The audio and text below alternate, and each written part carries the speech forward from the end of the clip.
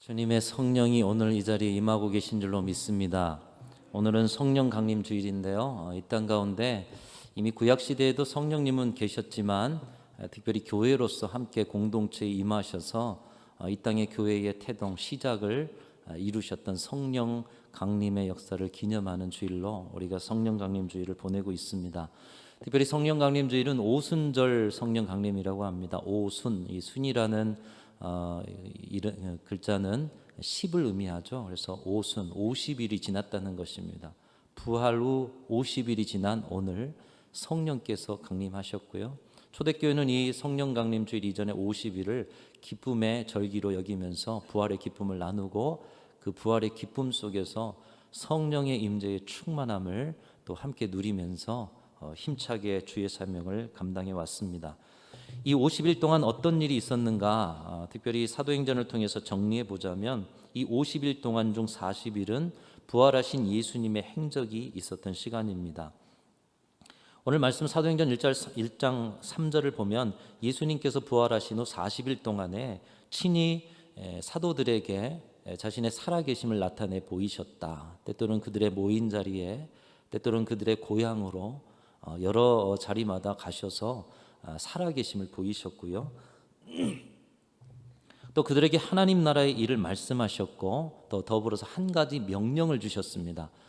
물론 부활하신 예수님께서 마태복음 28장에도 모든 족속으로 가라는 명령을 주셨고요. 또 오늘도 명령을 주시는데 그 수많은 명령 가운데 기록된 명령 중에 하나가 오늘 본문의 명령입니다.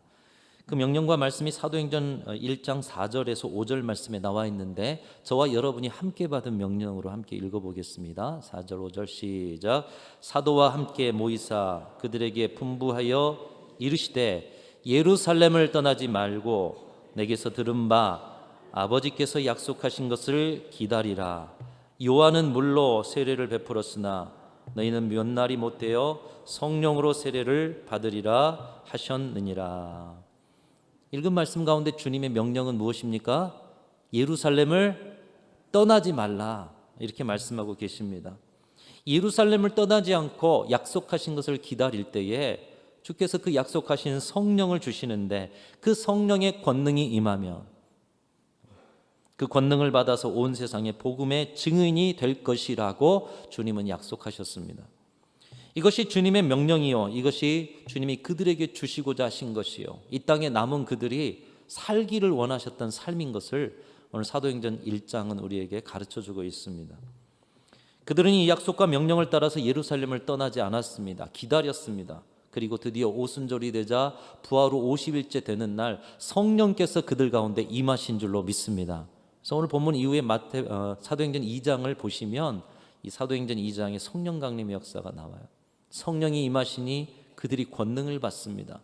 이전에는 마가의 다락방에 두려워서 숨어 들었던 그들이 성령의 권능을 가지고 뛰쳐나가서 솔로몬의 행각에서 수많은 사람들에게 복음을 전합니다. 예수를 전합니다. 그들이 못 박은 예수가 하나님의 아들이었다고 전합니다.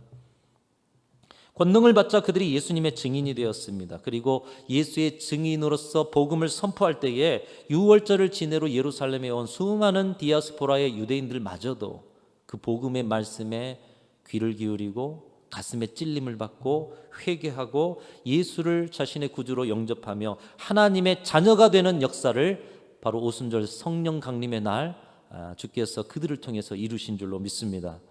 그렇게 예수를 믿는 이들이 함께 모여 교회를 이루어서 떡을 떼며 모이기를 힘쓰면서 예수 증인 공동체로서 그들이 교회를 이루어갔던 것, 그것이 초대 예루살렘 교회의 모습이요, 이 땅의 교회가 본받아야 하고 이 땅의 교회가 살아가야 할 삶을 보여주고 계시는 거예요. 이것이 이 땅에 최초로 교회가 새로 세워진 역사예요. 그 중심에 누가 계셨느냐? 성령 하나님께서 계셨다는 것입니다. 교회가 있는 곳에 성령의 임재가 있고 성령의 임재가 있어야 교회인 것이라고 말씀하고 있는 것이죠. 오늘 이 자리에 성령께서 임하고 계신 줄로 믿습니다. 바로 그것이 우리 교회가 교회라고 말씀하시는 것이죠. 이렇게 교회와 성령, 신앙과 성령은 뗄래야 뗄 수가 없는 관계입니다. 성령의 임재로부터 교회가 시작되었고 교회가 교회로서 감당해야 할 증인의 사역도 성령의 임재를 통해 권능을 받아서 시작된 사역이요, 복음 전파로 찔림을 받고 회개하는 회심의 역사도 성령을 통해서 임하셨다라는 것을 보여주기 때문에 교회와 성령은 뗄래야 뗄 수 없고요, 여러분의 신앙과 성령은 뗄래야 뗄 수 없다라는 것이에요. 여러분 성령 충만 받으셨습니까? 성령의 임재가 여러분의 신앙의 자리에 있으십니까? 그것이 우리의 신앙과 상관이 없다면 우리의 신앙은 과연 예수 믿는 신앙인가? 우리의 신앙은 참 하나님이 인정하시는 신앙인가 점검해야 한다는 것입니다. 성령 강림주의를 맞아서 주님은 우리에게 이것을 확인하기를 원하시는 것이에요. 너희도 성령의 충만함을 받았느냐? 너희의 신앙도 성령의 임재와 도우심으로 시작했느냐? 너희의 교회도 성령의 임재로부터 모든 일을 시작하고 성령의 임재로 받은 권능으로 복음의 증인의 사역을 지금도 능력 있게 감당하고 있느냐? 아니면 인간의 지혜, 인간의 도모, 인간의 공로로 뭔가를 해보려고 하고 있지는 않느냐? 사랑하는 성도 여러분, 우리 교회가 오늘 이 자리에 선 것은 성령의 임재의 충만함 가운데 주의 권능이 우리를 인도하셨기 때문에 우리가 이 자리에 서 있는 줄로 믿습니다. 성령은 우리를 주관하시는 영이셔요.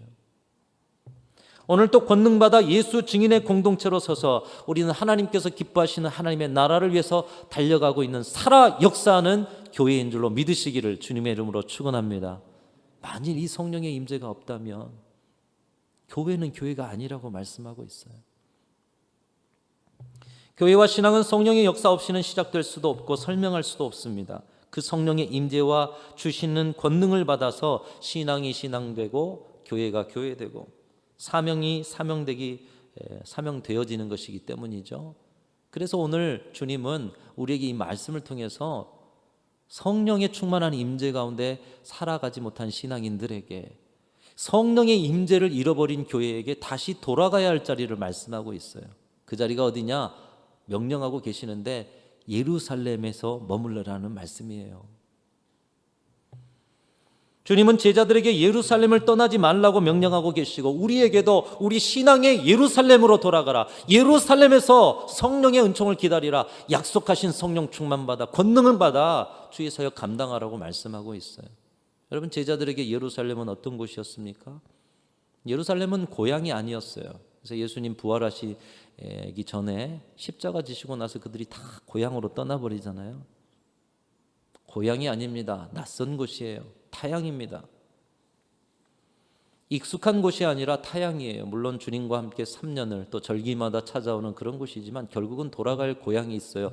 익숙한 자리가 있었습니다. 그럼에도 예수님은 그들에게 낯선 자리, 힘겨운 자리, 예루살렘에 머물러라. 예루살렘에서 성령을 사모하고 기다려라. 아직도 옛적에 붙들었던 것, 익숙한 죄악의 습관들과 편안한 곳이 아닌 힘들고 낯서더라도 성령의 임재를 체험할 예루살렘을 떠나지 말아라. 이렇게 말씀하고 계시는 것입니다. 또 제자들에게 예루살렘은 예수님의 고난과 십자가의 사건이 있었던 곳입니다. 여러분 우리 신앙의 기초는 예수님의 십자가의 사랑과 또 고난의 은혜가 바로 우리 신앙의 기초이고 시작인 줄로 믿습니다. 그러니까 여러분의 신앙의 시작인 고난의 자리, 또 십자가의 은혜의 자리를 혹시 떠나버린 자리가 있느냐? 그 예루살렘으로 다시 돌아와서 그 신앙의 시작인 십자가의 자리, 예수님의 고난의 자리로부터 성령의 충만함을 받아라. 제자들에게 예루살렘은 쓰라린 아픔이 서려 있는 곳입니다. 예수님이 죽으신 곳, 자신들의 제자의 길이 실패한 곳, 예수님이 벌거벗어 수치를 당하신 곳, 다시 보고 싶지 않은 그곳을 피해 그들은 떠나고 싶었을 것인데 예수님은 다시 보고 싶지 않은 그곳이라도 그곳에 머물러 성령의 임재를 기다리라고 말씀하고 있습니다. 여러분 혹시 여러분 신앙의 여정에 그 자리를 피하고 싶은 자리가 있으세요? 아픔이 있고 수치가 있는 그곳이 있으십니까? 그곳이 여러분의 신앙의 예루살렘이라고 주께서 말씀하신다면 예루살렘을 떠나지 말고 그 자리에서 성령의 충만함을 받으시기를 주님의 이름으로 축원합니다. 주님은 우리에게도 명령하십니다. 우리 자신만의 예루살렘을 떠나지 말고 그곳에서 성령 충만, 성령의 오심을 기다리면서 약속의 성령을 받으라고 말씀하고 있습니다. 마가의 다락방에 모인 그들은 이 예수님의 약속을 붙들고 예루살렘에 모여서 그 한 공간 안에서 전혀 기도에 힘썼고 더불어 마음을 같이 해서 함께 기도하였습니다. 함께 성령 받아서 참 신앙, 참 교회로 세워지는 것이 주님의 뜻임을 가르쳐주고 있습니다. 여러분, 우리가 신앙생활을 하다 보면 신앙의 자리, 또 주님께서 말씀하신 우리의 신앙의 여정 가운데 때로는 상처가 있어요. 아픔이 있어요. 떠나고 싶은 자리도 있어요. 그래서 어떤 분들은 어디 좋은 교회에 있다 찾아가시는 분들도 있습니다만은 오늘 말씀 그렇게 말씀하지 않아요. 그곳이 힘겹고 낯설고 신앙의 첫사랑이 있고 때로는 쓰라린 아픔이 서려 있을지라도 그곳은 나만의 예루살렘이라고 믿는다면, 약속하신 것을 기다리며 기도하며 성령의 임재를 통해서 참신앙 참교회로 세워지는 것이 주님의 뜻이라고 말씀하고 있는 것입니다. 사랑하는 성도 여러분, 여러분의 예루살렘은 어디입니까? 우리 교회의 예루살렘은 어디입니까? 그곳을 아시고 그곳을 주님께서 깨닫게 하셨다면 이제 우리가 그곳에서 해야 될 일은 기도가 전부가 되게 하는 것입니다. 더불어 마음을 같이하여 함께 오로지 기도에 힘쓰는 것. 그 자리에 성령의 은총을 부어주셔서 성령 세례를 허락하셔서 교회는 교회되고 신앙은 신앙되고 우리가 아닌 우리의 인생을 성령을 통해서 이끌어 가시는 하나님의 역사를 체험하게 될 줄로 믿습니다. 여러분, 기도를 시작하셔야 하는 거예요. 그 예루살렘으로 가셔서. 여러분의 가정에 예루살렘이 있으십니까? 낯선 곳, 고난의 자리, 떠나고 싶은 자리, 약속하신 성령이 그 자리에 오신대요. 7, 80년대 부흥의 계기가 되었던 여의도 집회, 우리 빌리 그레암 목사의 이름은 한 번이라도 들어보셨죠? 그분이 세계 방방곡곡을 다니시면서 복음을 전하는데 캐나다에 가서는 이런 말을 합니다. 캐나다에 가서는 찬란한 아침 햇살이 잠을 깨우는데 일본에 갔을 때 70년대 80년대 많이 경제적 성장을 하는 일본에서는 자동차 소리가 잠을 깨우는데 한국에 오니 새벽 종소리가 잠을 깨웁니다. 세계의 미래는 한국교회에 달려 있습니다. 이렇게 이야기했다라는 거예요. 여러분, 기도하는 민족은 어려움을 당할 수는 있지만 결코 망하는 법이 없는 줄로 믿습니다. 기도하는 교회, 기도하는 가정은 잠시 방황할 수도 있지만 결코 망하는 법이 없는 줄로 믿습니다. 성령님은 우리만의 예루살렘에서 오로지 약속하신 성령을 구하며 기도가 전부가 되기를 원하고 계시고 그 자리에 임하셔서 권능을 부어주시는 줄로 믿습니다. 사랑하는 성도 여러분, 여러분의 예루살렘으로 가십시오. 기도를 다시 시작하십시오. 성령께서 여러분을 주장하시고 여러분에게 권능을 주실 줄로 믿습니다. 성령 충만하면 여러분 매 순간 살아 역사하는 내 신앙이 살아있다라는 것을 느끼는 자리를 주시지 않겠습니까? 성령 충만으로 우리가 함께하는 교회가 진정한 교회라는 확신으로 교회만 생각하면 가슴이 뛰어요. 그 안에 사명 감당함이 감사해서 가슴이 벅차오르고 꿈틀거리는 살아있는 신앙의 행복. 여러분, 신앙생활을 하면서 이 행복을 지금 누리고 있느냐는 거예요. 성령 충만하면 그 행복이 지금 여기에도 있다라고 말씀하고 있어요. 저와 여러분과 우리 온 성도들 이번 성령 강림 주일을 맞아서 다시 한번 내가 성령의 감동으로 살아가고 있는가, 충만한 임재를 경험하고 있는가, 성령의 권능이 내게 임하여서 오늘 또 살아 역사하는 꿈틀거리는 하나님의 그 역사를 체험하는 행복한 신앙으로 살고 있는가 점검하셔서 진정한 성령의 충만한 은혜를 덧입으시기를 주님의 이름으로 축원합니다.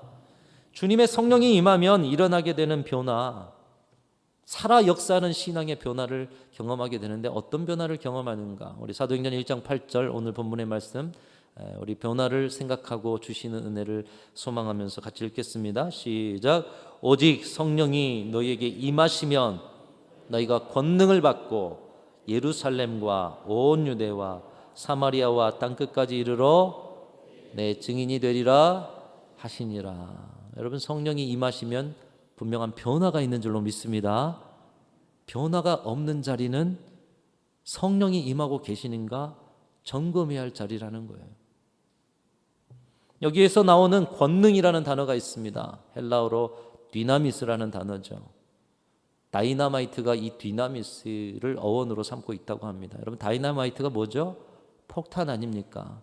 작은 한 덩어리의 폭탄인데 그 폭탄 자신만 아니라 주변까지도 모두 다 산산조각을 내는 엄청난 영향력이 있는, 성령이 오시면 그렇게 된다는 거예요. 성령 받은 자만 아니라 주변이 그렇게 변화되게 된다는 거예요.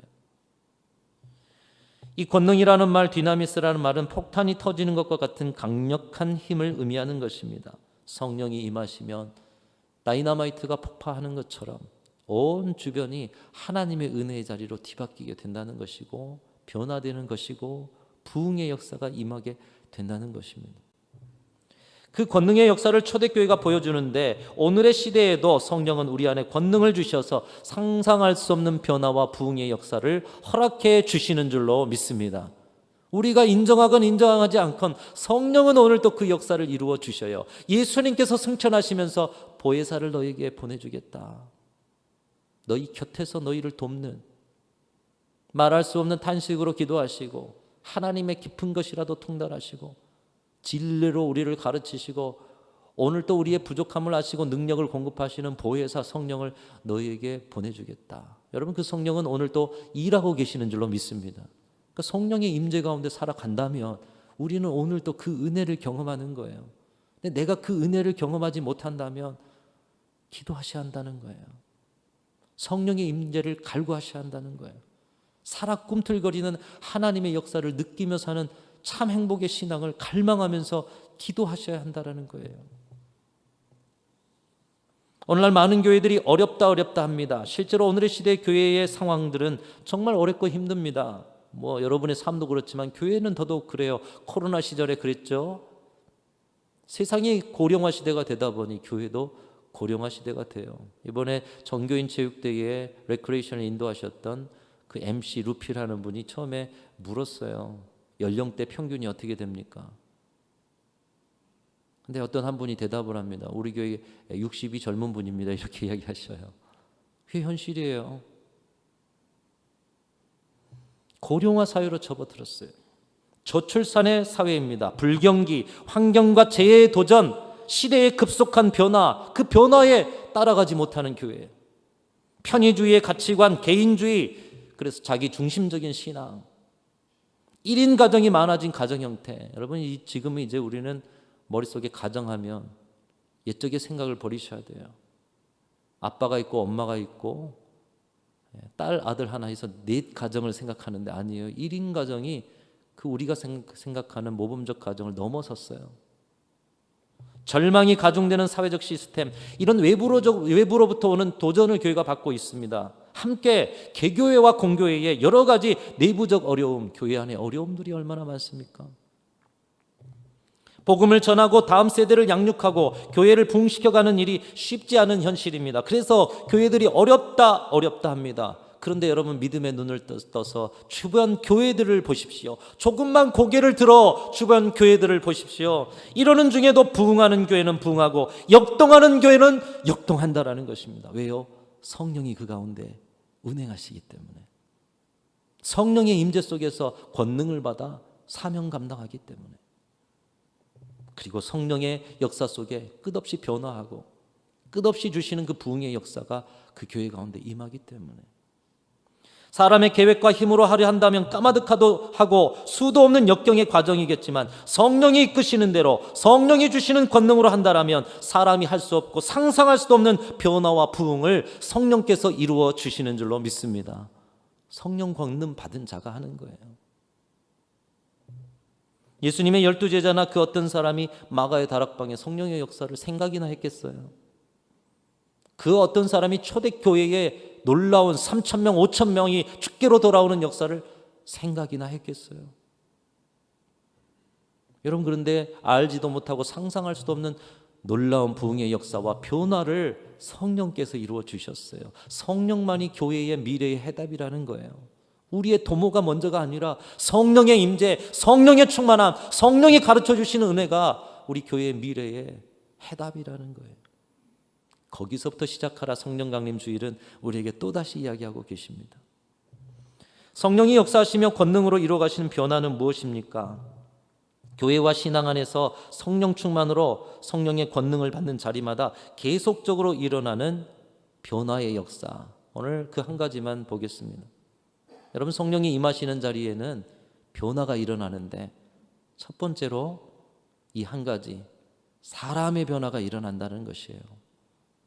저와 여러분도 성령 하나님의 그 임재와 충만함을 통해 변화된 사람들이요 계속적으로 변화되어 가고 있는 줄로 믿습니다.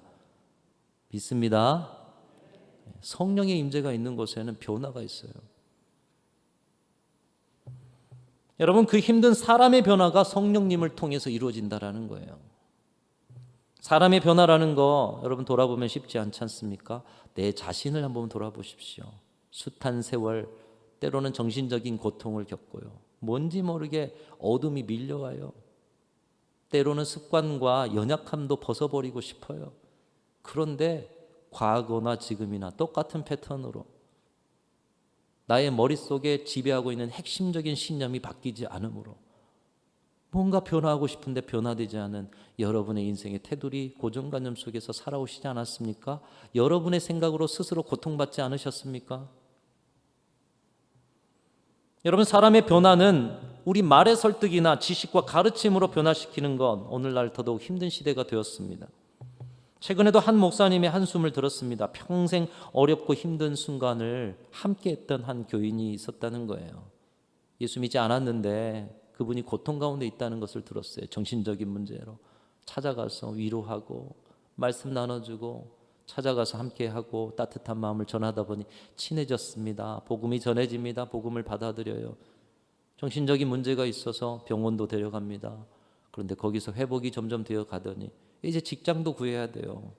한 가정의 가장이다 보니. 그래서 여러 곳에 수소문해서 직장도 구해드렸어요. 그렇게 하나님의 은혜다 감사하다 세워지면서 교회 일꾼으로 자라서 교회 중역이 되어서 중요한 일을 맡았는데 어느 틈엔가 목사님 저는 올해까지 일을 올해까지만 하겠습니다. 그래서 그 올해가 끝나고 나니 그분이 교회를 떠나셨다는 거예요. 수십 년간의 목회가 한순간에 허무해지는 순간이셨다고 합니다.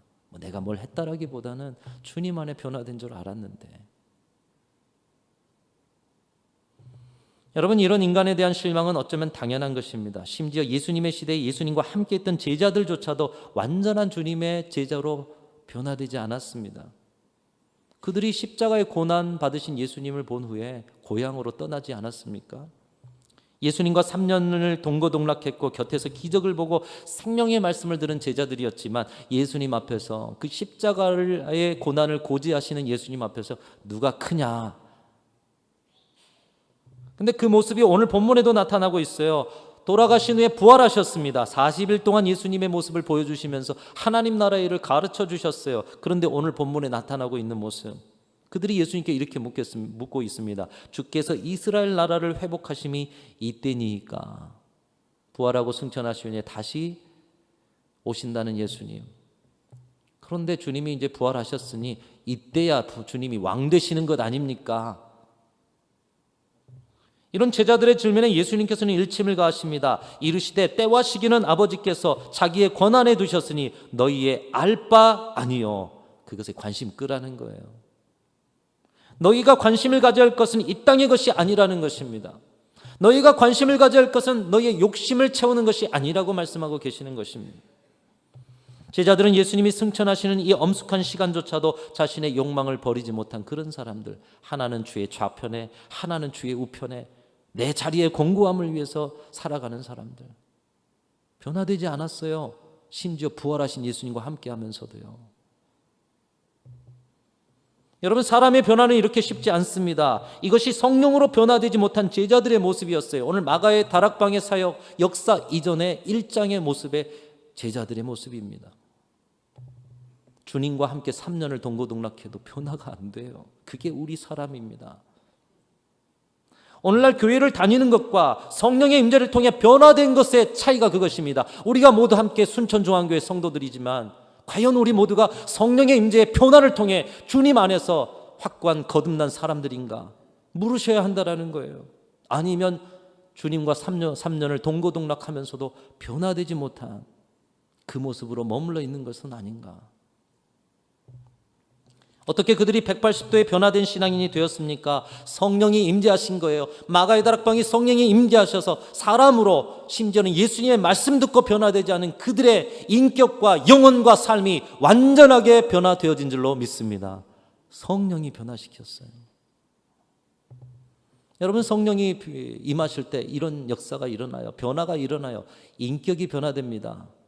삶의 목표가, 꿈이 변화됩니다. 삶의 방향이 변화됩니다. 이 땅의 높은 자리를 간구하였던 제자들이 주님을 위해서 과감하게 자신의 자리를 벗어던지는 그런 역사를 경험하게 되는 것이에요. 개인의 취향, 개인의 성격, 개인의 기질이 변화되는 것입니다. 난 성격에 못 맞아서, 안 맞아서 목사님 못하겠어요. 성령 받으셔야 한다는 거예요. 성령 받으셔야 한다는 거예요. 여러분들이 특별히 직분자들이라면 성령 받으셔야 한다는 거예요. 내 기질과 성격이 안 맞아서, 내 상황이 이래서가 아니라 성령 받으시면 개인의 취향과 개인의 성격과 기질이 변합니다. 좋아했던 술과 담배와 정욕과 쾌락이 즐겁지 않습니다. 중독된 자리와 거칠은 인격을 주님 앞에 회개합니다. 그리고 그 안에 주시는 기쁨, 말로 다 할 수 없는 샘솟는 기쁨, 그 전에 내가 살았던 방식, 그 전에 내가 고집했던 삶의 모습과 지식, 지혜, 아니요, 비교할 수 없는 기쁨이 샘솟기 때문에 그거 버려도, 배설물로 버려도 아깝지가 않은 것이에요. 사랑하는 성도 여러분, 아직 성령의 임재를 통해서 진정한 변화와 회개와 회심을 경험하지 못하신 분들이 있다라면 오늘 이 성령 강림 주일을 맞아서 진정한 성령의 충만함을 사모하고 기도를 시작하실 수 있기를 주님의 이름으로 축원합니다. 여러분, 지난 시절 성령 충만을 받으셨습니까? 그렇다면 오늘의 이 시절에도 살아 꿈틀거리는 신앙의 즐거움을 맛보고 계십니까? 그러실 수 있기를 주님의 이름으로 축원합니다. 만일 냉랭해지셨다면, 만일 오늘도 성령의 임재 가운데 변화가 일어나야 될 텐데 멈춰진 자리라면 다시 기도의 자리로 가셔야 한다는 거예요. 성령께서 여러분을 만나주시고 회복시켜 주시기를 간구하면서 여러분, 새벽에 나오십시오. 함께 기도하는 자리로 찾아오십시오. 성령 충만의 신앙을 거십시오. 신앙의 참 기쁨을 맛보시는 우리 교회와 성도들이 되시기를 주님의 이름으로 축복합니다. 1920년 우리 교회 담임 목사로 오신 분 여러분 기억하십니까? 이기풍 목사님이셔요. 여러분들, 이기풍 목사님이 한국교회 총회장도 지내시고 우리 교회 담임 목사만 아니죠. 여러 곳에서 위대한 사역을 했기 때문에 유명한 분. 근데 그분의 출신이 뭡니까? 깡패 아닙니까? 평양 깡패. 깡패가 변화되어서 선교사에게 돌 던진 그 사람이 변화되어서 자신의 인생을 하나님과 영혼들을 위해 바치지 않았습니까? 여러분, 전력이 깡패였던 사람 교회 담임 목사로 세우기가 쉽겠습니까? 그럼에도 왜 이기풍 목사를 우리 교회 담임 목사로 세웠어요? 성령이 변화시키셔서 그의 인격을 변화시켰어요. 그의 입술을 변화시켰어요. 그의 입술을 통해 선포된 말씀과 인격과 복음에 그 누구도 신앙의 지도자로 의심하고 존경하지 않은 사람이 없었다라는 거예요. 성령은 깡패도 변화시켜서 하나님의 사람으로 쓰시는 거예요. 사람의 변화, 사람의 말로 변화됩니까? 성령이 변화시키는 줄로 믿습니다.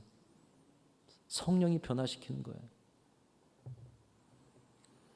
주님이 변화시키는 그 심령을 가지고 주님 안에 변화되니 깡패로서 두목으로 또 사람들의 갈취하면서 자신의 힘을 과시했던 즐거움보다 주님 안에 살아가는 즐거움이 넘쳐나는 것입니다. 우리 순천 지역에 오셨던 많은 선교사님들도 자신의 나라에서 총망받고 안전이 보장된 분들 아니었겠습니까? 그런데 젊은 나이에 알지도 못한 이곳에 와서 풍토병으로 죽습니다. 자녀가 죽습니다. 아내가 죽습니다. 자신도 죽어요. 사고를 당합니다. 그리고 많은 배척을 당해요. 복음을 전하는 것도 힘든데 환난과 핍박이 더해갑니다. 여러분, 그들이 그런 곳에서 생명을 바쳤던 이유가 무엇이에요? 사람의 말로 설명되지 않습니다. 이성적으로 판단되지 않습니다. 그런데 그렇게 그들이 올 수 있었던 것은 미국의 대부흥운동의 흐름 속에서 말씀으로 은혜를 받습니다. 성령의 충만을 받아 성령께서 그들을 하나님의 사람으로 변화시켜 주셨기 때문인 줄로 믿습니다. 인생을 걸었어요. 삶을 걸었어요. 생각하고 계산해 보면 안 되는 거예요. 근데 그들은 그렇게 살았어요. 왜요? 성령이 변화시켜 주시니 주님의 은혜 안에서 살아가는 기쁨이 충만한 그 은혜를 다른 무엇과도 바꿀 수 없는 그 은혜를 맛보니 그들은 자신의 인생을 걸고 이역만리 조선 땅으로 달려와 생명을 나눈 것입니다. 여러분, 성령만이 사람을 변화시키고 바꾸는 줄로 믿습니다. 그 성령이 오늘 우리 가운데 임재하신 거예요. 여러분, 시작할 때 이 자리에 성령이 임재하신 줄로 믿습니다라고 했을 때 아멘이라고 하셨죠. 그 성령만이 저와 여러분을 바꾸시는 거예요. 우리 교회에 계속 변화와 부흥의 역사를 주시는 거예요. 우리는 이 지점에서 오늘날의 교회와 신앙에 진정으로 필요한 것이 무엇인지를 깨닫습니다. 한국 교회는 이렇게 변화되어야 한다. 성도와 직분자가 무엇을 해야 한다. 내 삶의 신앙에 무언가 있어야 진정한 신앙의 기쁨을 누리겠다. 우리는 어떤 조건을 이야기합니다. 사람의 변화를 우리의 생각의 경험의 틀 안에서 판단합니다. 물론 그것도 필요합니다. 그러나 그것을 논하기 전에 오늘 말씀을 우리에게 묻고 계셔요. 우리는 성령 충만한가? 우리는 오늘 또 성령에 사로잡혀서 예수 믿고 기도하며 성령의 권능으로 사명 감당하며 살아가고 있는가? 우리 자신에게 묻고 대답하셔야 한다는 거예요. 오늘 이 말씀 듣고 돌아가서 그냥 잊어버리면 아무런 변화 없죠. 여러분에게 물으세요. 그리고 여러분이 답하세요. 나는 오늘 또 나를 주장하시며 새롭게 하시는 성령의 임재의 충만함 속에서 권능받아서 내 힘과 지식이 아닌 권능받아서 나를 통해 일하시는 성령께서 나를 통해 일하시도록 하고 그 나도 모르는 성령의 일하심을 맛보고 경험하면서 그 신비 속에서 살아가고 있는가? 간절히 바라는 것은 우리 교회와 여러분 모두가 매 순간 성령의 임재 속에서 살아가는 참 깨어있고 참으로 신앙의 즐거움과 행복이 넘치는 저와 여러분과 우리 교회가 되기를 간절히 소망합니다. 감리교회 창시자라고 말한 요한 웨슬레, 누구보다도 경건한 소유의 신앙의 소유자였습니다. 옥스퍼드 대학을 졸업했다고 하고요. 또 신학교와 많은 대학교의 학위를 가졌다고 합니다. 그런 사람이 세상 가운데서도 이름 내며 살 수 있는 이 사람이 은혜를 받아서, 아니 어린 시절부터 그렇게 잘 자라서 하나님의 복음을 전한 선교사가 되겠다고 열정을 가지고 그 사역에 시작했습니다. 그러나 준비된 것과 다르게 그의 선교 사역은 실패로 끝났다는 거예요. 실력도 갖췄습니다. 열정도 갖췄습니다. 근데 그와 다른 결과가 된 것입니다. 실패했어요. 그러다가 1738년 5월 24일 저녁에 8시 45분 우리의 회심과 변화의 시간을 기억하면 참 좋겠죠. 올더게이트라는 곳에 있는 모라비안 교도들의 모임에 참석했어요. 그들이 말씀을 나눕니다. 말씀 묵상의 삶을 나누고 말씀 속에 삶의 속에 말씀을 어떻게 적용했는지, 그리고 그 속에서 뜨겁게 기도합니다. 그런데 그런 가운데, 그 모임 가운데 성령께서 가슴을 뜨겁게 하면서 성령의 체험을 허락해 주신 거예요. 어릴 적부터 신앙의 가정에서 자라서 잘 준비된 사역자가 되었지만 그의 심령 안에는 예수님으로 새롭게 태어난 거듭남의 확신, 구원의 확신, 영생의 나라에 대한 확신이 없었다라는 거예요. 여러분, 복음을 전하는 자일지라도 성령 받지 못하면, 권능으로 하나님의 은총 누리지 못하면 확신 있는 신앙과 삶을 살아갈 수가 없다라는 거예요. 그런데 그 모라비안 교도들과 함께하면서 그 저녁에 성령의 체험을 통해서 180도 변화된 사람이 되었습니다. 능력 있는 복음 전파자가 되어서 온 세계에 복음을 전하면서 세계는 나의 교구다, 온 세상을 자신의 목회지로 여기면서 여기저기 복음을 전파하면서 놀랍게 변화된 사람들을 많이 세워갑니다. 그렇게 세우다 보니 어느새 감리교회를 창시하고 또 그 속에서 많은 사람을 세우는 영향력이 있는 신앙인이 되었던 거예요. 사랑하는 성도 여러분, 진정한 성령의 임재와 체험, 그 가운데 일어나는 회개와 거듭남과 변화를 체험할 때 우리는 신앙의 참 기쁨을 맛보게 되는 줄로 믿습니다. 여러분, 그 신앙의 참 기쁨과 맛을 오늘 우리가 살아가는 자리에서 맛보고 싶지 않으세요? 그렇다면 오늘 성령 강림 주일에 주님은 우리에게 말씀하셔요. 예루살렘을 떠나지 말아라. 그리고 그 자리에서 약속하신 성령을 기다려라. 여러분, 예루살렘으로 돌아가십시오. 그리고 기도를 시작하십시오. 성령의 임재를 사모하십시오. 주의 성령이 여러분 가운데 오셔서 세상에서는 맛볼 수 없고 세상에 어떤 것으로 할 수 없는 변화와 부흥과 하나님의 살아계신 역사를 맛보며 살게 하실 줄로 믿습니다. 이 은혜가 우리 순천중앙교회와 저와 여러분의 신앙의 자리 가운데 계속해서 확인되고 그 임재의 충만함이 넘쳐나실 수 있기를 주님의 이름으로 축원합니다. 하나님 아버지 감사합니다. 오늘 또 성령의 임재 가운데 우리의 심령을 만져주시고 예배 가운데 변화되게 하시고 다시 한번 성령의 충만함을 사모하며 갈망하며 기도하게 하시니 감사합니다. 순천중앙교회는 성령 충만으로 여기까지 온 교회요, 앞으로도 성령께서 이끌어 가실 교회인 줄로 믿습니다. 살아 꿈틀대는 하나님의 역사를 우리의 눈으로 체험하며 오늘 또 내 삶을 주장하시는 성령의 이끄심 가운데 살아가는 우리 모두가 되게 하여 주시옵소서. 성령으로 임재하셔서 변화되지 않은 우리 자신, 변화되지 않은 우리 주변을, 변화되지 않은 우리 모든 신앙의 자리를 바꾸고 변화하여 주시는 부흥을 누리는 우리 순천중앙교회가 되게 하여 주옵소서. 예수님의 이름으로 간절히 기도하옵나이다. 아멘.